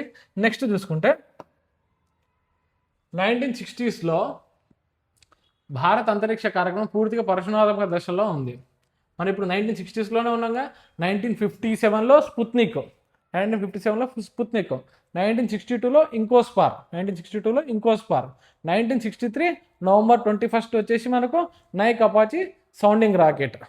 1960స్లో అది అయిపోయిన తర్వాత ఇక్కడ 1960s కాలంలో భారత అంతరిక్ష కార్యక్రమం పూర్తిగా పరిశోధనాత్మక దశలోనే ఉంది. పూర్తిగా పరిశోధాత్మక అంటే పరిశోధన దాంట్లో మాత్రమే భారత శాస్త్రవేత్తలను మునిగి ఉన్నారు. అంతరిక్ష శాస్త్రం, వాతావరణ పరిశోధన, అయోనోస్ఫియర్ అధ్యయనం వంటి రంగాలలో ప్రయోగాలు సాగాయి. 1960స్లో ఏ ప్రయోగాలు సాగాయంటే అంతరిక్ష శాస్త్రం, వాతావరణ పరిశోధన, శాటిలైట్స్ ఆధారంగా వాతావరణ పరిశోధన ఏ విధంగా చేయాలి, అంతరిక్ష శాస్త్రం ఏ విధంగా అధ్యయనం చేయాలి, అలాగే అయోనోస్ఫియర్, థెర్మోస్ఫియర్లో ఉన్న అయోనోస్ఫియర్ మీకు చెప్పాను కానీ థెర్మోస్ఫియర్లోనే మనకు టెంపరేచర్ అనేది ఎక్కువగా ఉంటుంది, అక్కడే అయోనోస్ఫియర్ ఉంటుంది, అక్కడే రేడియో వేవ్స్ ఆధారంగా రేడియో కమ్యూనికేషన్ అనేది జరుగుతుంది. అక్కడే థెర్మోస్ఫియర్లోని అయోనోస్ఫియర్లో మనం లియో శాటిలైట్స్ అనేది ప్లేస్ చేయడం జరుగుతుంది. థెర్మోస్ఫియర్ ఒక రేంజ్ వచ్చేసి 85 to 600, అలాగే లియో తీసుకుంటే మనం 200 to 2000 కిలోమీటర్ హైట్లో ఉంటుంది, లేదా 160 to 2000 కిలోమీటర్ హైట్లో ఉండడం జరుగుతుంది. అందుకే అయోనోస్ఫియర్ అధ్యయనం వంటి రంగాలలో ప్రయోగాలు సాగాయి. ఈ దశలోనే భారతదేశం విదేశీ సంస్థలతో సహకారం పెంచుకుంది. ఈ సమయంలో భారత్కి స్వదేశీ రాకెట్ టెక్నాలజీ లేదు కాబట్టి విదేశీ సంస్థలతో సహకారం పెంచుకుంది. ఎక్కువగా ఎవరితో అంటే అమెరికా వాళ్ళతో, అంటే నాసా వాళ్ళతో, ముఖ్యంగా నాసాతో కలిసి ఉపగ్రహాల కమ్యూనికేషన్ ప్రయోగాలు నిర్వహించాం. ముఖ్యంగా 1960స్లో భారత్ ఏ దేశంతో కలిసి ఉపగ్రహ కమ్యూనికేషన్ ప్రయోగాలు నిర్వహించాయి? నాసాతో ఉపగ్రహ కమ్యూనికేషన్ ప్రయోగాలు నిర్వహించాయి. నెక్స్ట్ తీసుకుంటే మనం ఇప్పుడు 1960స్లోనే ఉన్నామండి. 1969లో మనకు ఇస్రో అనేది ఏర్పాటు చేయడం జరిగింది. ఇక్కడ చూడండి, 1969లో భారత అంతరిక్ష కార్యక్రమంలో ఒక కీలక మార్పు జరిగింది. ఇప్పుడు వరకు ఏం చూసి 57, 62, 63 నవంబర్ 21 వరకు చూసాం. ఇప్పుడు 1960స్లో మొత్తం అంతరిక్ష ప్రయోగాల నిర్వహణ కోసం దాన్ని అధ్యయనం చేయడం సరిపోయింది. 1969కి వచ్చేసరికి భారత అంతరిక్ష కార్యక్రమంలో ఒక కీలక మార్పు జరిగింది. ఏమిటా కీలక మార్పు? అప్పటి వరకు ఇంకోస్పార్ రూపంలో ఉన్న వ్యవస్థను మరింత విస్తృతంగా స్వతంత్రంగా నిర్వహించాల ఆలోచనతో ఇస్రోను ఏర్పాటు చేయడం జరిగింది. అప్పటి వరకే ఇంకోస్పార్. 1969 నుంచి ఏమైంది? ఇంకోస్పార్ కాస్త ఇస్రోగా ఒక స్వతంత్ర సంస్థగా మరింత విస్తృతంగా స్వతంత్రంగా నిర్వహించాలనే ఆలోచనతో ISRO Indian Space Research Organisation ఇస్రోని ఏర్పాటు చేశారు. ఇస్రో స్థాపన సంవత్సరం వచ్చేసి 1969 ఆగస్ట్ 15 ఇస్రో అనేది ఏర్పాటు చేయడం జరిగింది. ఇస్రోని స్వతంత్ర సంస్థగా ఏర్పాటు చేయడం జరిగింది. స్వతంత్ర సంస్థ కానీ ఇది దేని కింద పనిచేస్తుందంటే అప్పటి వరకు మనకు డిఐ కింద పనిచేసింది. ఇస్రో ఏర్పడిన తర్వాత కూడా డిఐ కిందనే పనిచేసేది, డిపార్ట్మెంట్ ఆఫ్ అటామిక్ ఎనర్జీ. తర్వాత ఇది ఇస్రో వచ్చేసి డిపార్ట్మెంట్ ఆఫ్ స్పేస్ కింద పనిచేయడం ప్రారంభించింది. ఇక్కడ చూడండి, దీనికి ఏదైతే ఇస్రో స్థాపించిన తర్వాత మొదటి చైర్మన్ ఎవరంటే డాక్టర్ విక్రమ్ సారాభాయ్. ఇక్కడ చైర్మన్ వచ్చేసి ఇంకోస్పార్ మొదటి చైర్మన్ కూడా డాక్టర్ విక్రమ్ సారాభాయ్ గారు. అలాగే దీనికి చూసుకున్న ఇస్రో కూడా మొదటి చైర్మన్ వచ్చేసి డాక్టర్ విక్రమ్ సారాభాయ్. ఇస్రో ఏర్పాటు కావడం ద్వారా భారతదేశానికి ఒక ప్రత్యేక అంతరిక్ష పరిశోధన సంస్థ లభించింది. మొదట్లో ఇస్రో అణుశక్తి శాఖ పరిధిలోనే కొనసాగింది. అణుశక్తి శాఖ పరిధిలోనే కొనసాగింది. డిపార్ట్మెంట్ ఆఫ్ అటామిక్ ఎనర్జీ దాంట్లోనే కొనసాగింది 1969లో కూడా. ఇస్రో యొక్క ప్రధాన లక్ష్యాలు స్పష్టంగా నిర్వహించబడ్డాయి. అంతరిక్ష సాంకేతికతను దేశ అభివృద్ధికి ఉపయోగించడం, స్వదేశీ రాకెట్ మరియు ఉపగ్రహ సాంకేతిక అభివృద్ధి చేయడం, కమ్యూనికేషన్. ఇక్కడ చూడండి, ఇస్రో యొక్క ప్రధాన లక్ష్యాలు స్పష్టంగా నిర్వహించబడ్డాయి. అంతరిక్ష సాంకేతికతను దేశ అభివృద్ధికి ఉపయోగించడం, అంతరిక్ష సాంకేతికతను ఏదైతే అంతరిక్ష సాంకేతిక ఉందో అది దేశ అభివృద్ధికి ఉపయోగించటం.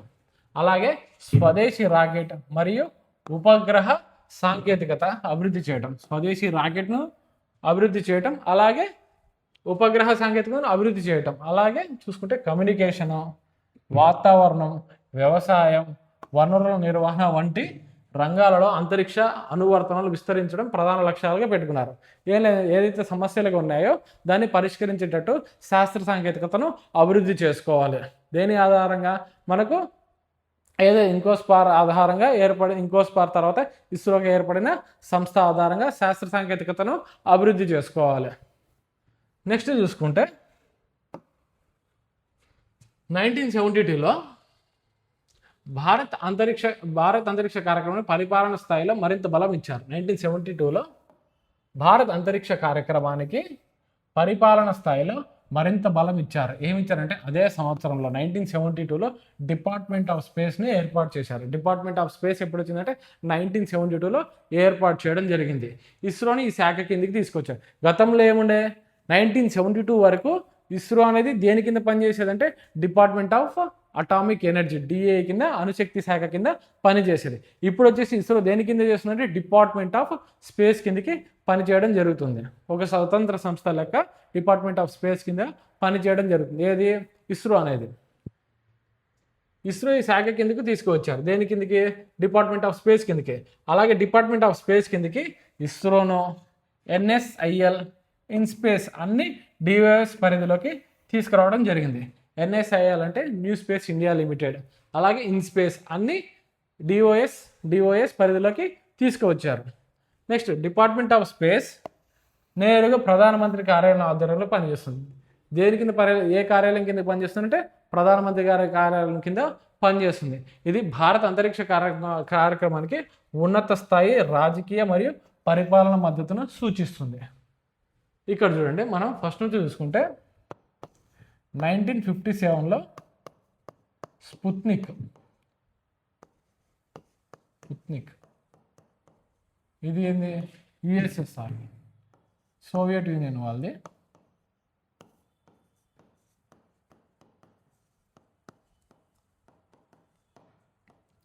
నెక్స్ట్ తీసుకుంటే 1962లో ఇంకోస్పార్.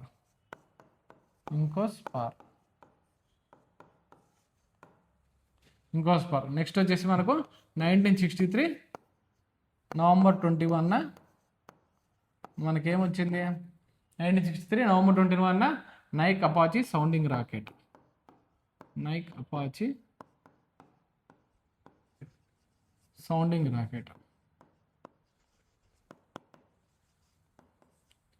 ఫస్ట్ ప్రయోగం, ఇండియా వాళ్ళది ఫస్ట్ ప్రయోగం. ఎక్కడ? ట్రైల్స్లో, తుంబాలో, కేరళలోనే తుంబాలో. నెక్స్ట్ తీసుకుంటే 1963 తర్వాత 1969లో ఇస్రో అనేది ఏర్పాటు చేయడం జరిగింది. 1969 ఇస్రో అనేది ఏర్పాటు చేయడం జరిగింది. నెక్స్ట్ తీసుకుంటే 1972లో DOS, డిపార్ట్మెంట్ ఆఫ్ స్పేస్ అనేది ఏర్పాటు చేయడం జరిగింది. దాని కిందనే ఇస్రో అనేది దాని యొక్క పనులు అనేది నిర్వహించడం జరుగుతుంది. నెక్స్ట్ డిపార్ట్మెంట్ ఆఫ్ స్పేస్ తర్వాత దీని తర్వాత మనం NSIL ఇన్స్పేస్ గురించి చూద్దాం. ఏంది NSIL? New space India limited అంటే ఏమిటి? New space India limited. NSIL అంటే new space India limited. New space కొత్త తరహా కమర్షియల్ అంతరిక్ష కార్యక్రమాలు, వాణిజ్య వ్యాపారాల కోసం నిర్వహించిన ఇస్రో యొక్క సంస్థ ఏదంటే NSIL. ఏదైతే మన రాకెట్స్ ఉంటాయో, మన రాకెట్స్ ఇప్పుడు కాదండి, NSIL అనేది ఏం చేస్తారంటే ఈ NSIL తర్వాత వాణిజ్య కార్యక్రమాలు, మన రాకెట్ సంబంధించి మన రాకెట్ ఇతర దేశాలు వాడుకోవడం కానీ, అలాగే వాళ్ళ శాటిలైట్స్ మన రాకెట్స్ తీసుకొని ఆర్బిటాల్లో లియో కానీ మియో కానీ జియోలో కానీ పెట్టడం కానీ జరుగుతుంది. దీని ఆధారంగా వాణిజ్య ఆధారంగా ఏమవుతుందంటే మనకు డబ్బు అనేది విదేశీ డబ్బు అనేది రావడం జరుగుతుందండి. ఇది కమర్షియలైజేషన్ కోసం ఏర్పాటు చేసిన సంస్థ ఏది new space India limited. New space India limited కొత్త తరహా కమర్షియల్ అంతరిక్ష కార్యక్రమాల కోసం కొత్త తరహా అంతరిక్ష కార్యక్రమాలు ఇండియా భారతదేశం. ఇక్కడ వచ్చేసి కొత్త తరహా మీకు న్యూ స్పేస్ ఇండియా లిమిటెడ్ ఒక అబ్రివేషన్. న్యూ స్పేస్ అంటే కొత్త తరహా అంతరిక్ష కార్యక్రమాలు, న్యూ స్పేస్ అంటే కొత్త తరహా అంతరిక్ష కార్యక్రమాలు, ఐ అంటే ఇండియా, లిమిటెడ్ అంటే ప్రభుత్వ రంగ సంస్థ. అంటే కొత్త తరహా కమర్షియలైజ్ ఏవైతే ఉంటాయో అంతరిక్ష కార్యక్రమాలకు సంబంధించి ఏవైతే ఉంటాయో కొత్త తరహా ఏవైతే ఉంటాయో భారతదేశం ప్రభుత్వ రంగ సంస్థ ఆధారంగా న్యూ స్పేస్ ఇండియా లిమిటెడ్ ఆధారంగా కమర్షియలైజ్ వాణిజ్య వ్యాపారం అనేది నిర్వహించడం జరుగుతుంది. ఎన్ఎస్ఎల్ఐ అనేది ఇస్రో అభివృద్ధి చేసిన అంతరిక్ష సాంకేతికతలకు వాణిజ్యంగా ఉపయోగించడానికి ఏర్పాటు చేసిన ప్రభుత్వ సంస్థే కాబట్టి వాణిజ్యానికి ఏర్పాటు చేసుకున్న ఒక సంస్థ ఏది NSIL new space India limited. ఏదైతే కొత్త తరహా ప్రాజెక్టులు ఏవైతే ఉంటాయో దానికి సంబంధించి వాణిజ్యాని కోసం ఉపయోగించుకుంటారు. ఎన్ఎస్ఐఎల్ అనేది ప్రభుత్వం ఇటు ఇస్రోకి కానీ అటు విదేశీ సంబంధించిన నాసాకి కానీ అలాగే ఏదైతే కంపెనీ ఏవైతే ఉంటాయో నాసా అలాగే రష్యా వాళ్ళది కాస్మోస్ అనేసి అలాగే ఇవి ఏవైతే ఉంటుందో ఏవైతే నాసా అలాగే మన ఇస్రో అట్లా ఏవైతే ఉంటాయో ఇస్రోకి అటు వేరే విదేశీ ఏదైతే ఉంటుందో అంతరిక్ష కార్యక్రమాలు నిర్వహించే సంస్థ ఏదైతే ఉంటుందో దానికి మధ్య వాణిజ్య వ్యాపారం అనేది జరుగుతుంది. దేని ఆధారంగా అంటే ఎన్ఎస్ఐఎల్ ద్వారా న్యూ స్పేస్ ఇండియా లిమిటెడ్. కొత్త తరహా అంతరిక్ష కార్యక్రమాలు భారతదేశం ప్రభుత్వ రంగ సంస్థ ఆధారంగా నిర్వహించడం జరుగుతుంది. న్యూ స్పేస్ ఇండియా లిమిటెడ్ ఆధారంగా నిర్వహించడం జరుగుతుంది. నెక్స్ట్ వచ్చేసి ఇన్స్పేస్ ప్రైవేట్ రంగాన్ని ప్రోత్సహించడానికి ఏర్పాటు చేసింది ఇన్స్పేస్. నెక్స్ట్ వచ్చేసి స్థాపన సంవత్సరం ఎప్పుడు వచ్చింది న్యూ స్పేస్ ఇండియా లిమిటెడ్ అనేది వచ్చి 2019. మనం 1960s 1972లో ఉన్నాం కానీ అక్కడ కాదండి. ఎప్పుడంటే ఎప్పుడైతే పిఎస్ఎల్వి అనేది గ్రాడ్యువల్గా ఇంక్రీజ్ అయిందో పిఎస్ఎల్వి వాహనము వర్క్ హార్స్ ఆఫ్ ఇండియా అంటారు కదండి. ఎప్పుడైతే పిఎస్ఎల్వి వాహనాలు బాగా ఉపయోగించడం జరిగిందో ఎప్పుడైతే మనకు అందుబాటులోకి రావడం జరిగిందో అప్పుడు మనం NSIL new space India limited అనేది స్థాపించడం జరిగింది. దీని ఆధారంగా వాణిజ్య వ్యాపారం అనేది నిర్వహించడం జరిగింది. ఇది ఎప్పుడు స్థాపించారంటే 2019 స్థాపించారు. పేరెంట్ డిపార్ట్మెంట్ వచ్చేసి డిపార్ట్మెంట్ ఆఫ్ స్పేస్. దేని కిందకి వస్తుందంటే డిపార్ట్మెంట్ ఆఫ్ స్పేస్ కిందకి వస్తుంది. ఇస్రో కూడా డిపార్ట్మెంట్ ఆఫ్ స్పేస్ కిందకి వస్తుంది. అలాగే ఎన్ఎస్ఐఎల్ ఇన్స్పేస్ కూడా డిపార్ట్మెంట్ ఆఫ్ స్పేస్ కిందకి రావడం జరుగుతుంది. ఇస్రో టెక్నాలజీ కమర్షియలైజేషన్ టెక్నాలజీ ఏదైతే అంతరిక్ష సంబంధించిన టెక్నాలజీని కమర్షియలైజ్ చేయటం వ్యాపారం కిందకి మార్చుకోవడం. పిఎస్ఎల్వి ఎల్విఎం వంటి లాంచ్ సర్వీస్కి మార్కెటింగ్. ఎవరికైతే శాటిలైట్స్ ఎవరైతే ఉంటాయో ఏ ఇతర దేశాలు ఉన్న శాటిలైట్స్ మన దేశం ఒక రాకెట్స్ని ఉపయోగించి అది ఆర్బిట్లో పెట్టాలనుకుంటారో దానికి సంబంధించి వాణిజ్య వ్యాపారం అనేది నిర్వహించడం జరుగుతుంది. దేని ఆధారంగా అంటే ఎన్ఎస్ఐఎల్ ఆధారంగా. ఇక్కడ చూడండి లాంచ్ సర్వీసెస్ అనేది ప్రొవైడ్ చేయడం జరుగుతుంది. పిఎస్ఎల్వి ఎల్విఎం3 యొక్క లాంచ్ సర్వీస్ ఏవే ఉంటాయి ఇతర దేశాల శాటిలైట్స్ పంపించడానికి తీసుకురావడం జరిగింది. 2017లో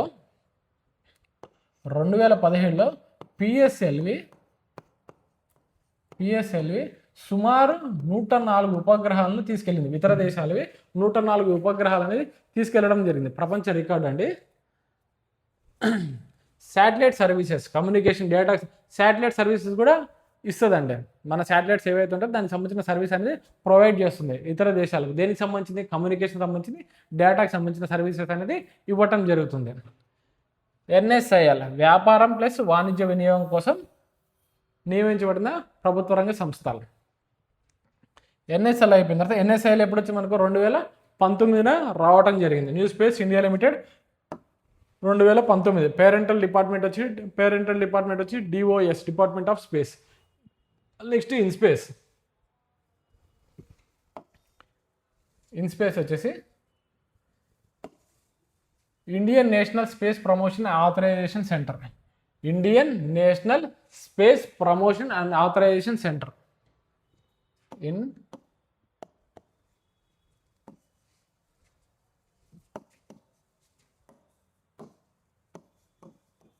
IN-SPACe Indian national space promotion and Space promotion and authorisation Centre, Indian national space promotion and authorisation Centre. భారతదేశానికి దీని ఒక అబ్రివేషన్. ఇందాక ఏదైతే ఎన్ఎస్ఐఎల్ కొత్త తరహా టెక్నాలజీ ఏదైతే ఉంటుందో ప్రభుత్వ రంగ సంస్థ నిర్వహిస్తుంది. వాణిజ్య వ్యాపారం అనేది ప్రభుత్వ రంగ సంస్థని నిర్వహిస్తుంది. ఏది ఎన్ఎస్ఐఎల్ ఆధారంగా. సేమ్ ఇది కూడా ఇండియన్, భారతదేశానికి చెందిన జాతీయ స్థాయి సంస్థ. భారతదేశానికి చెందిన జాతీయ స్థాయి సంస్థ అంతరిక్ష రంగంలో ప్రైవేట్ సంస్థలను ప్రోత్సహించడం, అంతరిక్ష కార్యక్రమాలకు అనుమతులు ఇవ్వటం, అనుమతులు ఇవ్వటం, ప్రైవేట్ సంస్థలను ప్రోత్సహించటం ఈ ఇన్స్పేస్ ఆధారంగా నిర్వహించబడుతుంది. ఇన్స్పేస్ ఆధారంగా ప్రైవేట్ సంస్థలను ప్రోత్సహించడం, అంతరిక్ష కార్యక్రమాలను అనుమతులు ఇవ్వటం అనేది జరుగుతుంది. ఇన్స్పేస్ అనేది ప్రైవేట్ కంపెనీల్లో, స్టార్టప్లో భారత్ అంతరిక్ష రంగంలో పనిచేయడానికి అనుమతులు ఇవ్వడానికి మరియు ప్రోత్సహించడానికి ప్రభుత్వం ఏర్పాటు చేసిన జాతీయ స్థాయి సంస్థ. ఇన్స్పేస్ అనేది ప్రైవేట్ కంపెనీలకు, ఏవైతే ప్రైవేట్ కంపెనీలు ఉంటాయో ఆ ప్రైవేట్ కంపెనీలకు, అలాగే స్టార్టప్స్ ఎవరైతే స్టార్ట్ చేస్తారో స్టార్టప్ కంపెనీలు ఏవైతే ఉంటాయో భారత్ అంతరిక్ష రంగంలో పనిచేయడానికి అనుమతులు ఇవ్వటానికి మరియు ప్రోత్సహించడానికి ప్రభుత్వం ఏర్పాటు చేసిన జాతీయ స్థాయి సంస్థ InSpace, Indian national space promotion and authorisation centre. NSIL అంటే న్యూ స్పేస్ ఇండియా లిమిటెడ్. ఇది వచ్చి NSIL, new space India limited వచ్చేసి వాణిజ్య వ్యాపారం కోసం, అది ప్రభుత్వ రంగ సంస్థే కానీ వాణిజ్య వ్యాపారాల కోసం నిర్వహించబడుతుంది ఎన్ఎస్ఐఎల్ అనేది.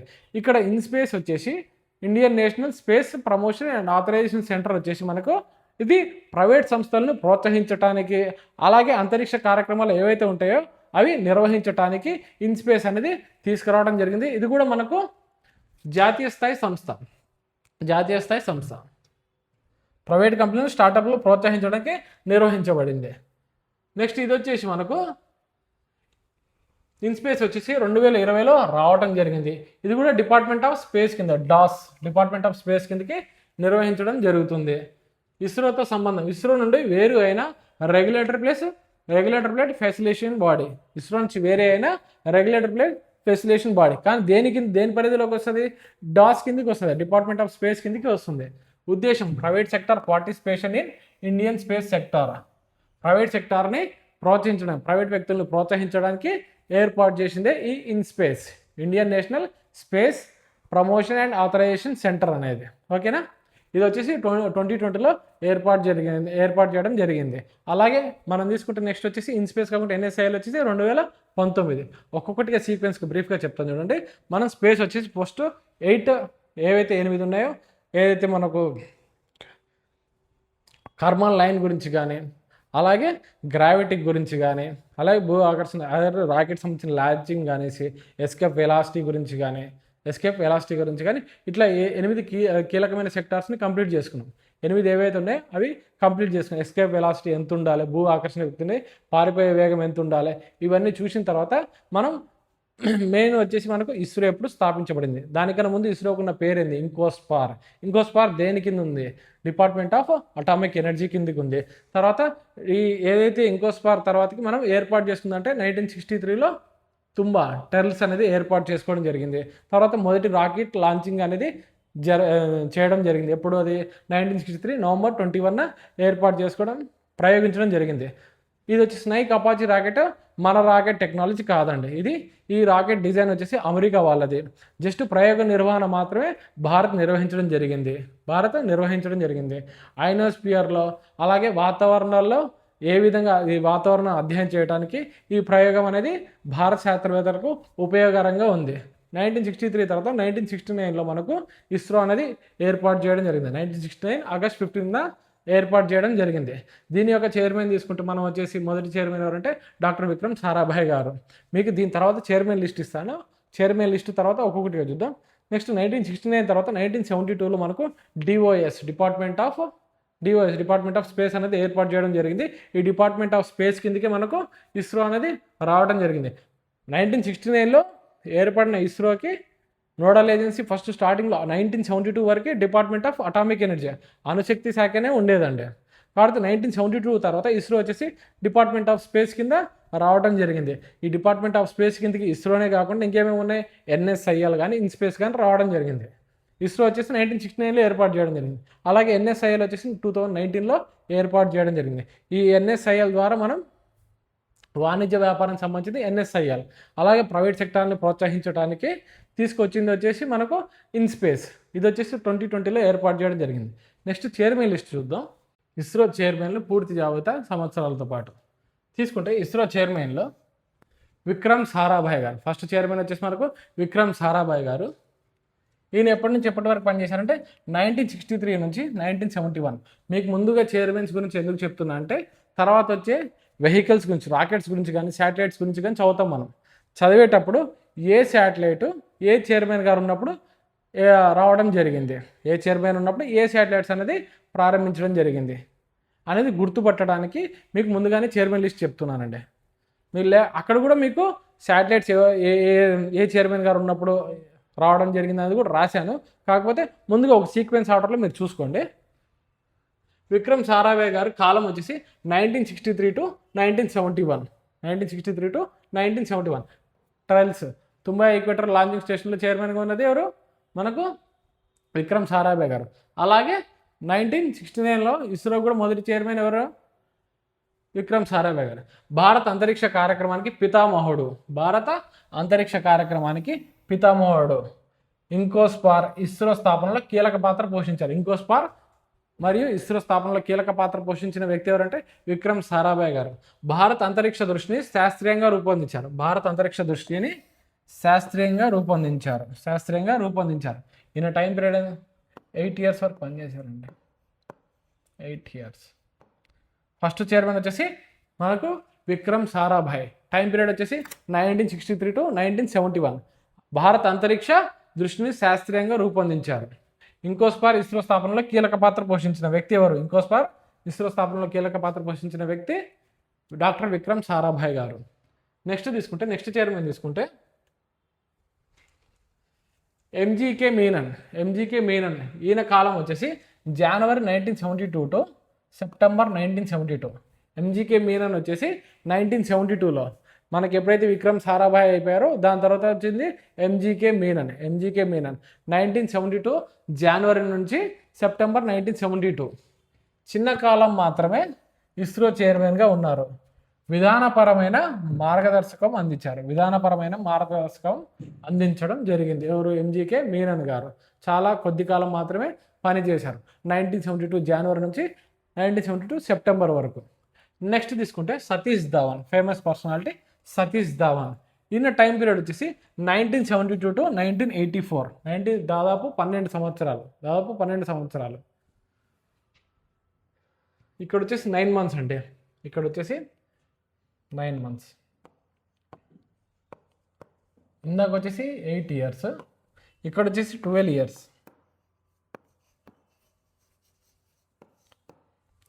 ఇస్రోకి సంస్థాగత బలం ఇచ్చిన చైర్మన్ ఎవరు?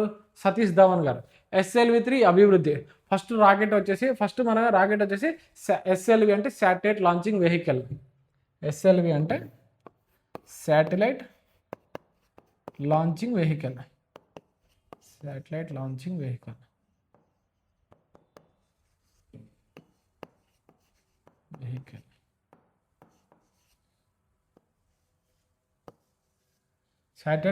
వెహికల్. SLV-3 అభివృద్ధి ఎవరి కాలంలో జరిగింది? SLV అభివృద్ధి మనకు సతీష్ ధావన్ గారు టైం పీరియడ్లో మనం అందుకే సతీష్ ధావన్ గారి పేరు సతీష్ ధావన్ స్పేస్ సెంటర్ అనేసి ఏర్పాటు చేసుకోవడం జరిగింది. నెక్స్ట్ ఇక్కడ చూడండి, ఇస్రోకి సంస్థాగత బలం ఇచ్చిన చైర్మన్ SLV-3 అభివృద్ధి షార్ అభివృద్ధి ఆయన కాలంలో జరిగింది. షార్ ఇంతకుముందు శ్రీహరికోట రేంజ్ అంటారండి. శ్రీహరికోట రేంజ్ షార్ అనేది తర్వాత ఈయన పేరు మీదనే పిలవడం జరిగింది. సతీష్ ధావన్ స్పేస్ సెంటర్ అని పిలవడం జరిగింది. షార్ శ్రీహరికోట రేంజ్ అనేది శ్రీహరికోట ఇతని పేరు మీదనే తర్వాత పెట్టడం జరిగింది. ప్రారంభంలో వచ్చేసి షార్ అభివృద్ధికి ఆయన కాలంలో జరిగింది. శాస్త్రవేత్తలకు స్వేచ్ఛ బాధ్యతలు కల్పించిన నాయకుడు. శాస్త్రవేత్తలకు స్వేచ్ఛ మరియు బాధ్యతలు కల్పించిన నాయకుడు. శాస్త్రవేత్తలకు స్వేచ్ఛ అనేది ఇవ్వడం జరిగింది. సంస్థాగత బలం ఇచ్చిన నాయకుడు ఎవరంటే మనకు సతీష్ ధావన్ గారు. ఆయన టైం పీరియడ్ వచ్చేసి 1972 to 1984. 1972 టు 1984. ఫస్ట్ వచ్చేసి మనకు విక్రమ్ సారాభాయ్ గారు 1963 టు 71. కొద్ది కాలమే పనిచేసింది MGK Menon 1972 January to 1972 September.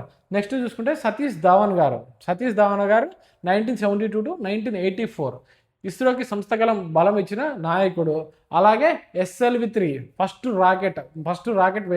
రాకెట్ని అభివృద్ధి చేసిన వ్యక్తి ఎవరంటే శాటిలైట్ లాంచింగ్ వెహికల్ 3 మనకి ఎప్పుడు వచ్చింది 1979లో రావడం జరిగింది. ఫస్ట్ రాకెట్ వచ్చేసి 1979లో రావడం జరిగింది. ఎవరి కాలంలో అంటే సతీష్ ధావన్ టైం పీరియడ్లోనే రావడం జరిగింది.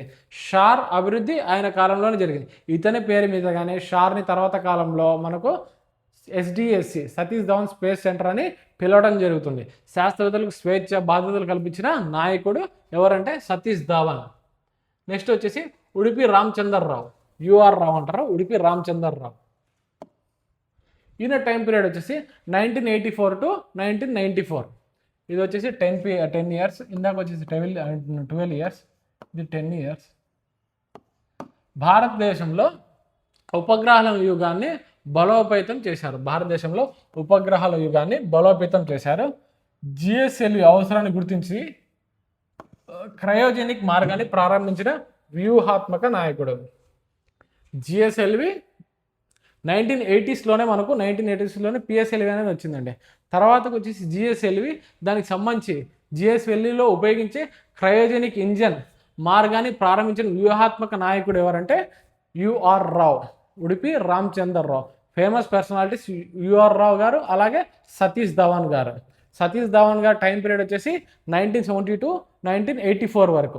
1972 టు 1984 వరకు 12 ఇయర్స్ టైం పీరియడ్. 1972 టు 1984.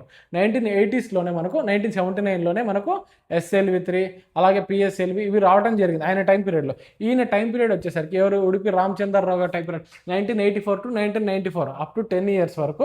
ఈయన టైం పీరియడ్లో GSLV geosynchronous satellite launching vehicle, SLV అంటే satellite launching vehicle geosynchronous, PSLV అంటే మనం శాటిలైట్ చూసుకుంటే SLV first satellite launching vehicle, తర్వాత వచ్చి ASLV augmented satellite launching vehicle, తర్వాత PSLV polar satellite launching vehicle. Next వచ్చేసి GSLV geosynchronous satellite launching vehicle. ఈ GSLVలో క్రయోజెనిక్ ఇంజన్ మార్గాన్ని ప్రారంభించిన వ్యూహాత్మక నాయకుడు ఎవరు అనేసి అడిగితే అప్పుడు మీరు రాయాల్సింది UR రావు, ఉడిపి రామచందర్రావు. ఆయన టైం పీరియడ్ వచ్చేసి 1984 టు 1994. కె కస్తూరి రంగన్ ఆయన టైం పీరియడ్ వచ్చేసి 1994 to 27th August 2003. 27th August 2003. ఇక్కడ 4 అంటే 6 + 3 9 ఇయర్స్ అండి. ఈయన కూడా 9 ఇయర్స్. కస్తూరి రంగన్ వచ్చేసి 1994 టు 27th ఆగస్ట్ 2003 ఈయన టైం పీరియడ్.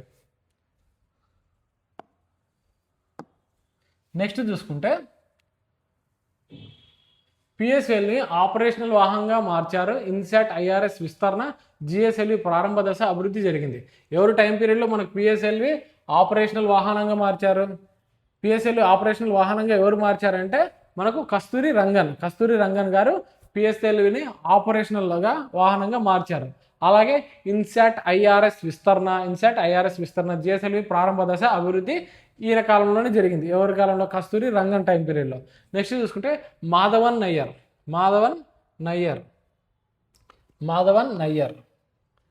1 సెప్టెంబర్ 2003 నుంచి 29 అక్టోబర్ 2009. కేవలం దగ్గర 6 సంవత్సరాలు అండి. దగ్గర ఒక 1 మంత్ తక్కువ 6 సంవత్సరాలు. ఎవరు? మాధవన్ నయ్యర్ PSLV విజయాలను విస్తరించారు. GSLV ఆపరేషన్ దిశానిర్దేశం చేశారు. కె రాధాకృష్ణన్. నెక్స్ట్ వచ్చేసి కె రాధాకృష్ణన్. మాధవన్ నయ్యర్ తర్వాత కె రాధాకృష్ణన్. కాలం 30 అక్టోబర్ 2009 నుంచి 2014 వరకు ఉన్నారు. కె రాధాకృష్ణన్ 2009 నుంచి 2014 6 సంవత్సరాల పాటు చేశారు. కె రాధాకృష్ణన్ కష్టకాలంలో ఇస్రోని నడిపించి 2014లో స్వదేశీ క్రయోజెనిక్ ఇంజన్ CE 7.5 విజయాన్ని సాధించారు. CE 7.5 క్రయోజెనిక్ ఇంజన్ని 7.5ని విజయాన్ని సాధించారు. ఎవరు? కె రాధాకృష్ణ. ఆయన టైం పీరియడ్ 2009 నుంచి 2014. మీకు ఒక్కొక్కటిగా చెప్తానండి, జస్ట్ టైం పీరియడ్ గుర్తుపెట్టుకోండి అంతే. నెక్స్ట్ శైలేష్ నాయక్ 1 జనవరి 2015 నుంచి 12 జనవరి 2015, చిన్న మధ్యంతర కాలం. అంటే ఈయన టైం పీరియడ్ ఓన్లీ 11 డేస్ అండి, 11 డేస్ మాత్రమే పనిచేశారు. అత్యధిక తక్కువ కాలం పనిచేసింది ఎవరంటే శైలేష్ నాయక్ వారు. 1 జనవరి 2015 నుంచి 12 జనవరి 2015, కేవలం 11 డేస్ మాత్రమే పని చేయడం జరిగింది. కేవలం 11 డేస్ మాత్రమే పని చేయడం జరిగింది. అలాగే తీసుకుంటే మనం ఎంజీకే మీనన్ గారు. నెక్స్ట్ వచ్చేసి ఎంజీకే మీనన్ గారు వచ్చేసి జనవరి 1972 నుంచి కేవలం 9 మంత్స్ మాత్రమే పనిచేశారు. ఎవరు? MGK Menon, second ISRO chairman. అలాగే తీసుకుంటే మనం శైలేష్ నాయక్ ఎయిత్ చైర్మన్ వచ్చేసి శైలేష్ నాయక్ గారు వచ్చేసి కేవలం 11 డేస్ మాత్రమే పనిచేయడం జరిగింది. నెక్స్ట్ ఏఎస్ కిరణ్ కుమార్ కాలం వచ్చేసి 2015 నుంచి 2018 వరకు. జనవరి 14, 2015 నుంచి 2018కి 3 సంవత్సరాలు మాత్రమే చేశారు. IRNSS Indian regional navigation satellite system, Navik అంటారు ప్రజెంట్, నావిక్ విస్తరణ పిఎస్ఎల్వి రికార్డు ప్రయోగాలు 2017లో మీకు ఇందాక చెప్పాను కానీ 104 ఉపగ్రహాలు పిఎస్ఎల్ అనేది ప్రయోగించడం జరిగింది. ఎవరి టైం పీరియడ్లో అంటే ఏఎస్ కిరణ్ కుమార్ టైం పీరియడ్లో ప్రయోగించడం జరిగింది. అంతరిక్ష అప్లికేషన్పై దృష్టి సాధించారు ఎవరంటే ఏఎస్ కిరణ్ కుమార్ గారు. నెక్స్ట్ తీసుకుంటే కె శివన్ వచ్చేసి 15 జనవరి 2018 నుంచి 15 జనవరి 2022, ఈయన టైం పీరియడ్ అండి. 2018 నుంచి 2022 వరకు 4 సంవత్సరాలు పనిచేశారు కె శివన్ గారు. చంద్రయాన్ 2 ప్రయత్నం, గగన్యాన్ సిద్ధాంతాలు ప్రారంభం, చంద్రయాన్ 2 అనేది ప్రయత్నం చేశారు కె శివన్ గారు. నెక్స్ట్ ఎస్ సోమనాథ్ 15 జనవరి 2022 నుంచి 14 జనవరి 2025, 2025 జనవరి 14 వరకు వచ్చింది సోమనాథ్ గారు. చంద్రయాన్ 3 చారిత్రాత్మక విజయం అనేది సాధించడం జరిగింది. ఇందాక కె శివన్ గారు ఏంటంటే ప్రయత్నం చేశారు, విఫలమైంది. అది ల్యాండర్లో మనకు ఏదైతే ల్యాండ్ అయిందో, రోవర్ నుంచి ల్యాండర్ ఏదైతే వచ్చిందో అది కరెక్ట్గా ల్యాండ్ కాకుండా అది విఫలం అవ్వడం జరిగింది. కాకపోతే ఆర్బిటర్ దాని చుట్టూ అనేది తిరగడం జరుగుతుంది. చంద్రయాన్ 2 అనేది ఆ మూన్ చుట్టూ తిరగడం జరుగుతుంది, దానికి సంబంధించిన ఫొటోస్ అనేది రావడం జరిగింది. కానీ ల్యాండర్లో ప్రాబ్లం వల్ల అది విఫలమవడం జరిగింది. కానీ చంద్రయాన్ 3 సోమనాథ్ గారు చారిత్రక విజయం అనేది సాధించడం జరిగింది. LVM-3 పరిపక్వత, మానవ మిషన్ వేగం అనేది సాధించడం జరిగింది. ఎవరి కాలం స్టార్ట్ అయింది మనకు మానవ మిషన్ అనేది, గగన్యాన్ అనేది అంటే సోమనాథ్ గారు. అలాగే దీనికి ముందు కూడా కె శివన్ గారు దాంట్లో కూడా సిద్ధాంతాలు అనేది ప్రారంభం అవ్వడం జరిగింది. నెక్స్ట్ తీసుకుంటే లాస్ట్ వచ్చేసి మనకు వి నారాయణ్, ప్రజెంట్ చైర్మన్ వచ్చేసి వి నారాయణ్. ప్రస్తుత ఇస్రో చైర్మన్, క్రయోజెనిక్ ఇంజన్ వ్యవస్థ నిపుణుడు, గగన్యాన్ LVM-3 విశ్వసనీయతపై దృష్టి.